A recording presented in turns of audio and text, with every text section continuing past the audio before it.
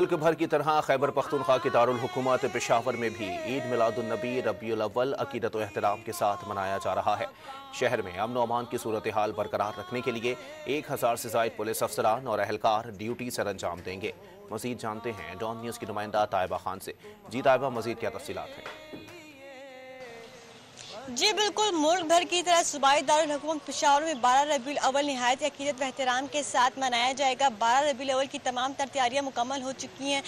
اگر ہم بات کریں جلوسوں کی، جو پشاور کا مرکزی جلوس ہے 12 ربیع الاول کا، وہ میلاد چوک سے نکلے گا، اپنے مقررہ راستوں سے ہوتا ہوا قصہ خوانی میں اختتام پذیر ہوگا۔ اس طرح سے اگر ہم بات کریں سیکیورٹی کی، تو شہر میں امن و امان کی صورتحال کو برقرار رکھنے کے لیے سیکیورٹی کے بھی خاصے انتظامات کیے گئے ہیں۔ جہاں پر میلاد وغیرہ کے تقریبات وغیرہ جلوس وغیرہ، وہاں پہ 1000 سے زائد پولیس افسران اور اہلکار کو تعینات کیا گیا ہے۔ جلوسوں کے لیے جو 3 لیئر سیکیورٹی پین کا انتظام بھی کیا گیا ہے۔ جی بہت شکریہ آپ کا۔